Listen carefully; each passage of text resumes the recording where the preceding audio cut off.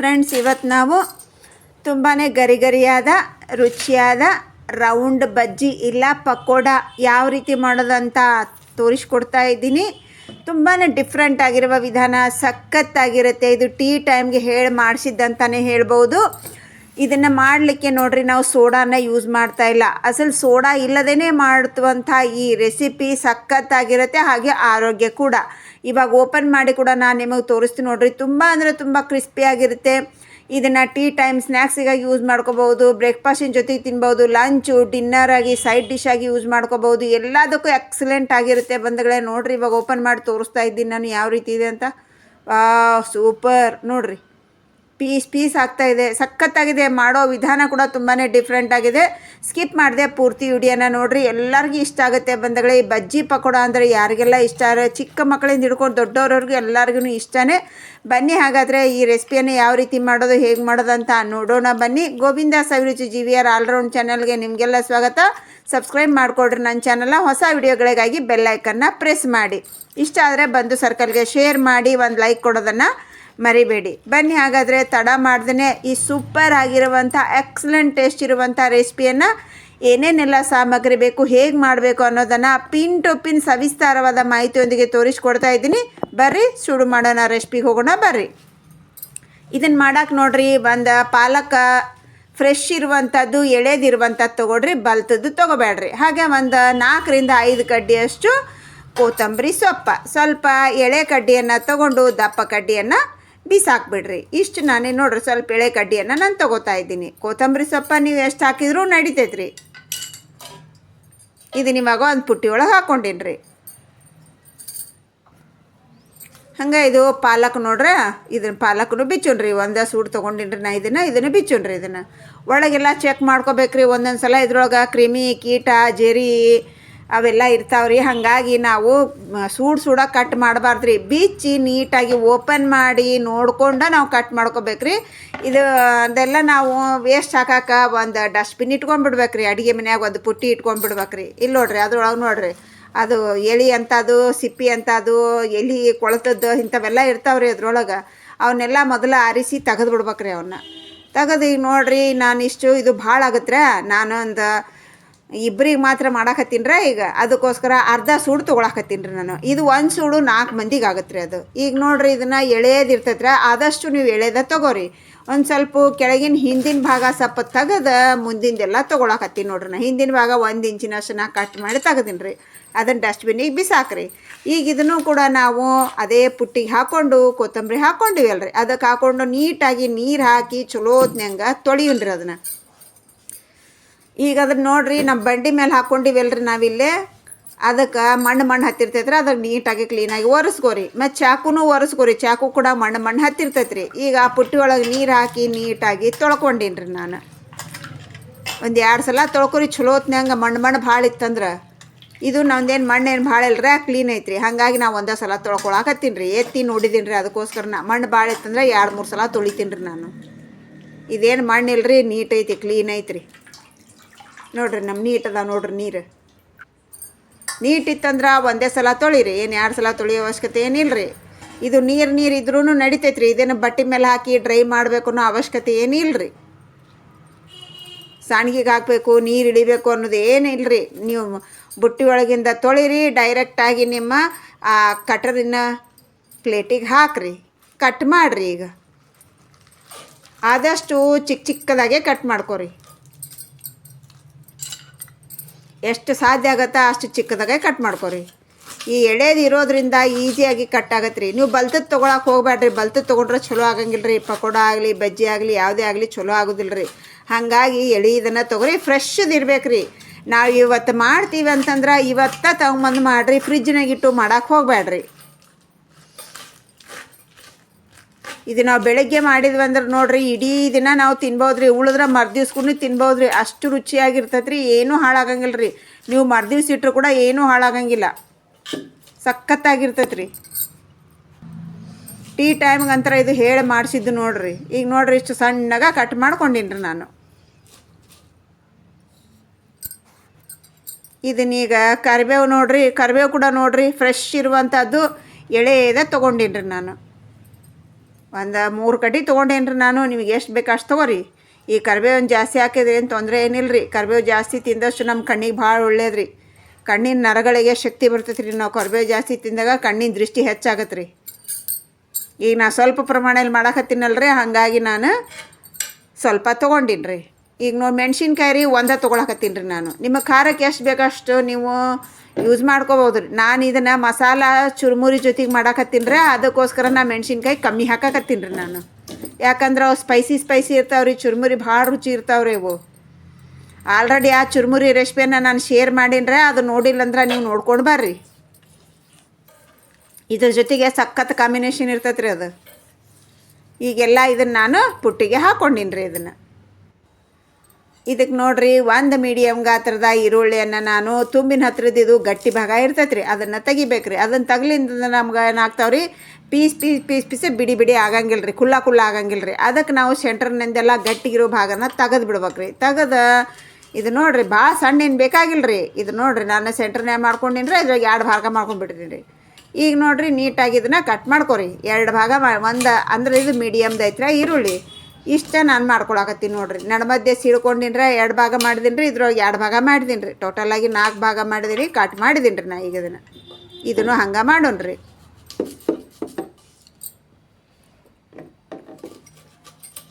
ನಿಮಗೆ ಜಾಸ್ತಿ ಪ್ರಮಾಣ ಮೇಲೆ ಬೇಕಂತಂದ್ರೆ ನಾ ತೋರಿಸಿದ ಡಬಲ್ ಕ್ವಾಂಟಿಟಿ ಮಾಡ್ಕೊತ ಬರ್ರಿ ನೀವು. ನಾ ತೋರಿಸಿರುವಂಥ ಕ್ವಾಂಟಿಟಿ ಇಬ್ಬರಿಗೆ ಆಗತ್ತೆ ರೀ. ಇದು ಆರಾಮಾಗಿ ಇಬ್ಬರು ತಿನ್ಬೋದು.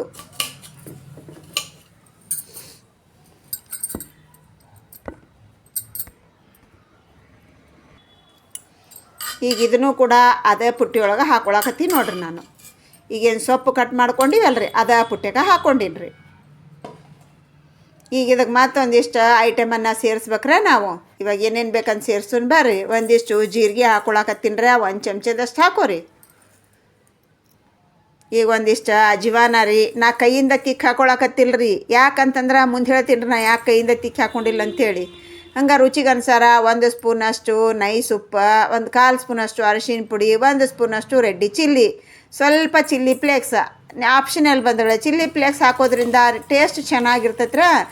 ಹಂಗಾಗಿ ಹಾಕಿನ್ರಿ ನಾನು.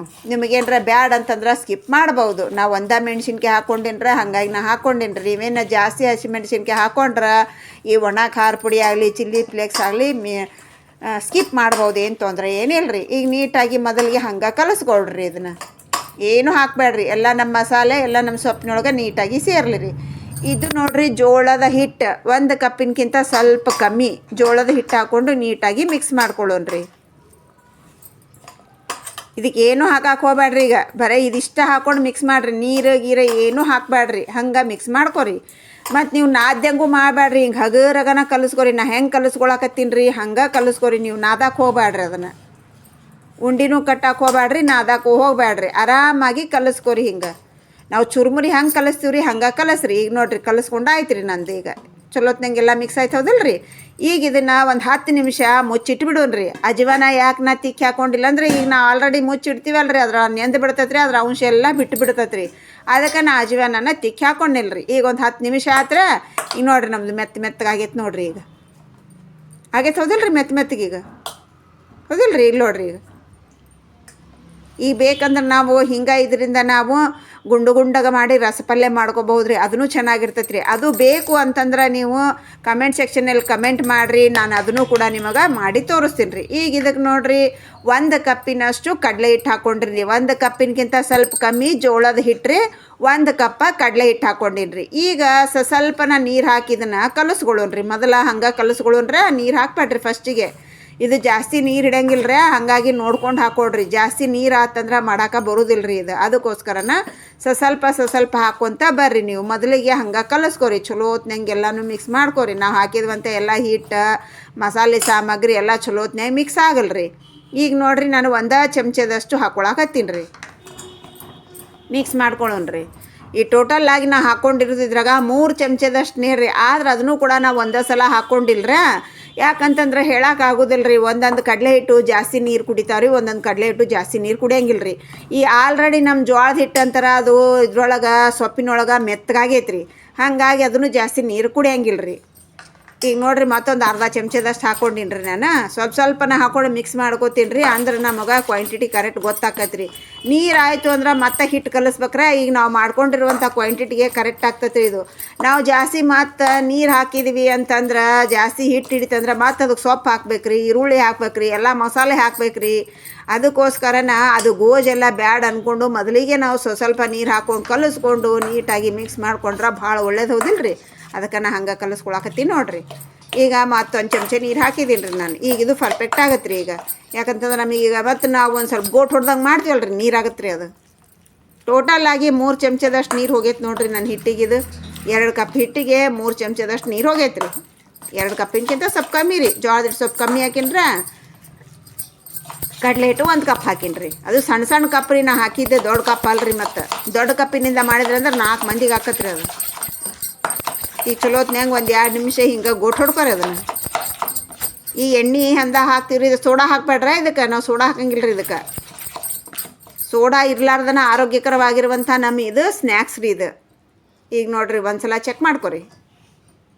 ಸೋಡಾ ಏನೂ ಹಾಕಕತ್ತಿಲ್ಲ ರೀ ಇದ್ರಾಗ. ನಾವು ಹಂಗೆ ಮಾಡಾಕತ್ತೀವಿ ನೋಡ್ರಿ. ಹಂಗೆ ಮಾಡಿದ್ರೆ ಎಷ್ಟು ಪರ್ಫೆಕ್ಟ್ ಆಗಿರ್ತೈತೆ ರೀ. ಇದ್ರಾಗ ಬಿಸಿ ಎಣ್ಣೆ ಹಾಕ್ರಿ, ಕೊತ್ತ ಅನ್ನುವಂಥದ್ದು ಹಾಕನ ನಾವು ಸ್ವರ್ರ ಅನ್ಬೇಕ್ರಿ. ಅದು ಇಲ್ಲಿ ನೋಡ್ರಿ ಸ್ವರ್ರ ಅಂತ ನೋಡ್ರಿ. ಈಗ ಅಂತತಲ್ರಿ. ಈಗ ಚಲೋತ್ನ್ಯಾಗ ಮಿಕ್ಸ್ ಮಾಡಿರಿ. ಒಂದು 2 ಚಮಚ ಎಣ್ಣೆ ಹಾಕಿನ್ರಿ ನಾ ಇದ್ರೊಳಗೆ. ಚಲೋತ್ನ್ಯಾಗ ಅದು ನಮ್ಮ ಹಿಟ್ಟಿನೊಳಗೆ ಎಣ್ಣೆ ಚಲೋತ್ನ್ಯಾಗ ಮಿಕ್ಸ್ ಆಗ್ಬೇಕು ನೋಡ್ರಿ. ನಾವು ಎಷ್ಟು ಚಲೋತ್ನ್ಯಾಗ ಎಣ್ಣೆ ಮಿಕ್ಸ್ ಆಗ್ತೈತಿ ಅಷ್ಟು ಚಲೋತ್ನ್ಯಾಗ ಫ್ಲಫಿ ಆಗ್ತಾವ್ರೆ, ಗರಿ ಆಗ್ತಾವ್ರಿ. ಒಳಗೂ ಗೂಡು ಆಗತ್ತೆ. ಹಿಡಿದ್ರನ್ನ ಕೈ ಹಿಡಿದ್ರನ್ನ ಮುರಿತೈತ್ರಿ, ಪೀಸ್ ಆಗತ್ತೆ ರೀ. ಹಂಗೆ ಆಗ್ತಾವ್ರಿ ಇವು ಪಕೋಡ. ಈಗ ಆಲ್ರೆಡಿ ನಾ ಎಣ್ಣೆ ಬಿಸಿ ಮಾಡಾಕಿತ್ತಿದ್ದೀನಿ ರೀ. ಎಣ್ಣೆ ಜಾಸ್ತಿ ಬಿಸಿ ಆಗಿರಬಾರ್ದ್ರೆ ಮತ್ತು ನಾವು ಹಿಟ್ಟಿನೊಳಗೆ ಹಾಕಿದಾಗ ಸೊರ್ರ ಅಂತಲ್ರಿ, ಹಂಗೆ ಆಗಬಾರ್ದು ರೀ. ಅದು ಹಂಗೆ ಅನ್ನೋ ಸಂಬಂಧ ಸ್ವಲ್ಪ ಎಣ್ಣೆ ಬಿಸಿ ಮಾಡಿ ನಾ ಹಾಕ್ಕೊಂಡು ಮತ್ತೆ ಎಣ್ಣೆ ಹಾಕಿ ಕಾಸ್ತೇನೆ ರೀ. ನೀವು ಅಂಥ ಖಡಕ್ ಎಣ್ಣೆ ಒಳಗೆ ಹಾಕಿದ್ರಿ ಅಂದ್ರೆ ಬಜ್ಜಿ ಚಲೋ ಆಗಂಗಿಲ್ಲ ರೀ, ಪಕೋಡ ಚಲೋ ಆಗಂಗಿಲ್ಲ ರೀ.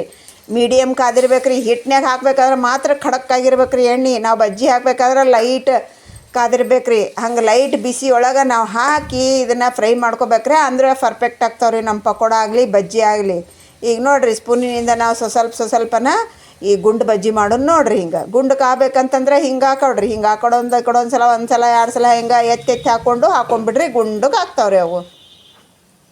ಈಗ ಅದ್ರೊಳಗೆ ಎಷ್ಟು ಹಿಡಿತಾವು ಅಷ್ಟು ಹಾಕೋರಿ. ಹಾಕ್ಕೊಂಡು ಹಿಂಗೆ ಹೊಳ್ಳಿಸಿ ಹಾಕೋರಿ. ಸ್ವಲ್ಪ ಮ್ಯಾಲೆ ಕಲರ್ ಚೇಂಜ್ ಆಯಿತು ಅಂದಾಗ ಗೊತ್ತಾಗತ್ತೆ ರೀ ನಿಮ್ಗೆ. ಆವಾಗಲೇ ನೀವು ಹಾಕಿದ ತಕ್ಷಣ ಹೊಳಿಸಿ ಹಾಕೋಕೆ ಹೋಗ್ಬೇಡ್ರಿ. ಹಾಕಿದ ತಕ್ಷಣ ನಾವು ಹೊಳಿಸಿ ಹಾಕೋಕೆ ಬರೋದಿಲ್ಲ ರೀ ಅವು. ಸ್ವಲ್ಪ ಮ್ಯಾಲೆ ಕಲರ್ ಚೇಂಜ್ ಆದಮೇಲೆ ಹೊಳಿಸಿ ಹಾಕ್ರೆ ಆರಾಮಾಗಿ ತಿರುಗುತ್ತಾವ್ರಿ ಅವು. ನೋಡಿರಿ ನಾವು ಹಾಕಿದ್ದು 2 ಸೈಜ್ ಇತ್ತು ರೀ. ನಾವು ಹಾಕಿದ್ಕಿಂತ ಡಬಲ್ ಹಾಕ್ತಾವ್ರಿ. ಆದ್ರೆ ನಾವು ಸೋಡಾನ ಹಾಕಿಲ್ಲ ರೀ ಇದ್ರಾಗ. ಆದರೂ ಕೂಡ ನೋಡಿರಿ ಎಷ್ಟು ಡಬಲ್ ಆಗ್ತಾವೆ ಇವು. ಆದಷ್ಟು ನೀವು ಸ್ವಲ್ಪ ಸಣ್ಣ ಮಾಡ್ಕೊರೆ ಅಂದ್ರೆ ಗರಿ ಆಗ್ತಾವ್ರಿ. ಎಣ್ಣೆ ಜಾಸ್ತಿನೂ ಬೇಕಾಗಂಗಿಲ್ಲ ರೀ. ನಾವು ದೊಡ್ಡ ಮಾಡ್ದಂಗೆ ಎಣ್ಣೆ ಜಾಸ್ತಿ ಬೇಕಾಗ್ತತ್ರೆ. ನಾವು ಕರ್ದು ಎಣ್ಣೆ ಜಾಸ್ತಿ ದಿನ ಇಡಬಾರ್ದು ರೀ. ಇದನ್ನು 1 ವಾರದೊಳಗೆ ಖಾಲಿ ಮಾಡ್ಬೇಕ್ರಿ. ನಾವು ಜಾಸ್ತಿ ದಿನ ಇಟ್ಟಷ್ಟು ಇನ್ನೇನಾಗತ್ತೆ ರೀ, ಇದು ಖಮೋಟ್ ವಾಸನೆ ಬರ್ತೈತಿ, ಚೆಲ್ಬೇಕಾಕತ್ತೆ ರೀ.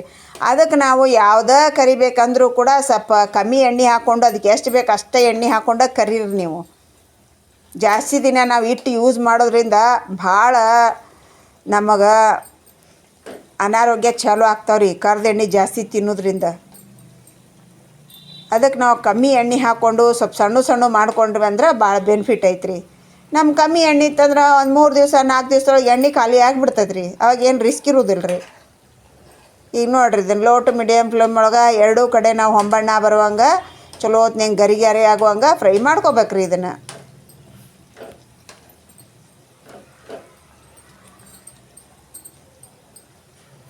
ನಾವು ಎಷ್ಟು ಚಲೋ ಹೊತ್ನಂಗೆ ಫ್ರೈ ಮಾಡ್ಕೋತೀವಿ ರೀ ಅಷ್ಟು ಕುರುಮ್ ಅಂತಾವ್ರಿ ಇವು. ಈಗ ನೋಡಿರಿ ಆಗಿದ್ದೆಲ್ಲ ಅಂತ ಬಂದುಬಿಡೋಣ್ರಿ ನಾವು. ಹಿಂಗೆ ತೆಗೆದು ಸ್ಪೂನಿಂದ ಜಾಲಿ ಸೌಟ್ನಾಗ ಹಾಕೋದ್ರಿಂದ ಎಣ್ಣೆ ಹಿಡಿಯಂಗಿಲ್ಲ ರೀ ಅವು. ನಾವು ಸ್ಪೂನಿನಿಂದ ತೆಗಿರ್ತಿದ್ದೀವಲ್ಲ ರೀ, ಇದ್ರಾಗ ಎಣ್ಣೆ ಹೋಗಿಬಿಡ್ತೈತೆ ನೋಡಿರಿ. ಈಗ ಮತ್ತು ನಾವು ಜಾಲಿ ಸೌಟಿಗೆ ಹಾಕ್ತೀವಿ ರೀ, ಅದ್ರೊಳಗೆ ಹೋಗಿ ಹೊರಲಿಂದ ಕೆಳಗೆ ಇಳಿದು ಬಿಡ್ತೈತೆ ರೀ. ಅದಕ್ಕೆ ನಾನು ಸ್ಪೂನಿನಿಂದ ತೊಗೊಂಡು ಜಾಲಿ ಸೌಟ್ನಾಗ ಹಾಕಿದ್ದೇನೆ ರೀ. ಈಗ ಇದನ್ನೆಲ್ಲ ಬಸ್ತಾ ಒಂದು ಪ್ಲೇಟಿಗೆ ಹಾಕೊಳ್ಳೋಣ ರೀ. ಟಿಶ್ಯೂ ಪೇಪರ್ ಏನು ಅವಶ್ಯಕತೆ ಇಲ್ಲ ರೀ. ನಮ್ಗೆ ಎಣ್ಣೆ ಏನು ಹಿಡಿಯಂಗಿಲ್ಲ ರೀ ಅವು. ಇಲ್ಲಿ ನೋಡ್ರಿ ಎಣ್ಣೆ ಕಾಣಕತ್ತವೇನು ರೀ ನಿಮ್ಗೆ? ಇಲ್ಲೋದಿಲ್ಲ ರೀ. ನೋಡಿರಿ ಎಲ್ಲರ ಮನ್ಯಾಗೂ ಟಿಶ್ಯೂ ಪೇಪರ್ ಇರೋದಿಲ್ಲ ರೀ. ಹಾಗಾಗಿ ನಾ ಟಿಶ್ಯೂ ಪೇಪರ್ನಾಗೇನು ಹಾಕಿ ತೋರಿಸಿಲ್ಲ ರೀ. ನೋಡಿರಿ ಎಷ್ಟು ಫ್ಲಫಿ ಆಗ್ಯಾವ್ರಿ, ಎಷ್ಟು ಗರಿ ಆಗ್ಯಾವ್ರಿ. ಸೌಂಡ್ ಕೇಳ್ರಿ ನೀವೀಗ. ಈಗ ನೋಡಿರಿ ನಮ್ಮ ಮಸಾಲ ಚುರುಮುರಿ ಜೊತೆಗೆ ಸೌಂಡು ಎಷ್ಟು ರುಚಿಯಾಗಿರ್ತೈತೆ ಅಂದ್ರೆ ರೀ ಮಸಾಲ ಚುರ್ಮುರಿ ಜೊತೆಗೆ ನಾ ಸರ್ವ್ ಮಾಡಾಕತ್ತೀನಿ ಈ ಮಸಾಲ ಚುರ್ಮುರಿ ಆಲ್ರೆಡಿ ನಾನು ಶೇರ್ ಮಾಡೀನಿ ರೀ. ಅದು ನೋಡಿಲ್ಲ ಅಂದ್ರೆ ನೋಡಿಕೊಂಡು ಮಾಡಿರಿ. ಇದ್ರ ಜೊತೆಗೆ ಸಖತ್ತಾಗಿರ್ತೈತೆ ರೀ. ನಮ್ಮ ಟೀ ಜೊತೆಗೂ ನಾವು ತಿನ್ಬೋದ್ರೆ. ನಾವು ಹಿಂಗೆ ಇದನ್ನು ಚುರ್ಮುರಿ ಜೊತೆಗೂ ತಿನ್ಬೋದು ರೀ. ಮತ್ತು ಬ್ರೇಕ್ಫಾಸ್ಟು, ಲಂಚು, ಡಿನ್ನರ್ ಎಲ್ಲ ಜೊತೆಗೂ ಸೈಡ್ ಡಿಶ್ ಆಗುತ್ತೆ ನೋಡಿರಿ ಈ ಬೋಂಡಾ ಪಕೋಡ. ಈಗ ನಾ ಇದನ್ನು ಈವ್ನಿಂಗ ಚುರ್ಮುರಿ ಜೊತೆಗೆ ತಿನ್ನಾಕತ್ತೀನಿ ರೀ. ಇದನ್ನು ನೋಡಿರಿ, ಸೌಂಡ್ ಕೇಳಿದ್ರೆ ಹೌದಿಲ್ಲ ರೀ ಹೆಂಗೈತೆ ಅಂಥೇಳಿ. ಸಖತ್ತಾಗಿರ್ತೈತಿ, ಎಕ್ಸಲೆಂಟ್ ಆಗೈತೆ ರೀ. ನಂಬರ್ 1 ಟೇಸ್ಟ್ ಐತ್ರಿ. ತಪ್ಪದ ಟ್ರೈ ಮಾಡಿ ನಿಮ್ಗೆ ಹೆಂಗೆ ಬಂತು ಅನ್ನೋದನ್ನು ಕಮೆಂಟ್ ಸೆಕ್ಷನಲ್ಲಿ ತಿಳಿಸೋದನ್ನು ಮರಿಬೇಡ್ರಿ. ಇನ್ನೊಂದು ರೆಸಿಪಿಯಲ್ಲಿ ಸಿಗೋಣ್ರಿ ನಾವು. ಅಲ್ಲಿವರೆಗೆ ನೀವು ಯಾರೆಲ್ಲ ಸಬ್ಸ್ಕ್ರೈಬ್ ಮಾಡ್ಕೊಂಡಿಲ್ಲ ಸಬ್ಸ್ಕ್ರೈಬ್ ಮಾಡಿಕೊಡ್ರಿ. ಸಬ್ಸ್ಕ್ರೈಬ್ ಮಾಡ್ಕೊಂಡ್ರೆ ಒಂದು ಲೈಕ್ ಕೊಡಿರಿ. ಇಷ್ಟ ಆದ್ರೆ ಬಂಧು ಸರ್ಕಲ್ಗೆ ಶೇರ್ ಮಾಡಿ ಅಂತ ಹೇಳ್ತಾ ಇವತ್ತಿನ ರೆಸಿಪಿಯನ್ನೇ ಮುಗಿಸ್ತಾ ಇದ್ದೀನಿ. ಇನ್ನೊಂದು ರೆಸಿಪಿಯಲ್ಲಿ ಸಿಗೋಣ. Thanks for watching. ಬಾಯ್.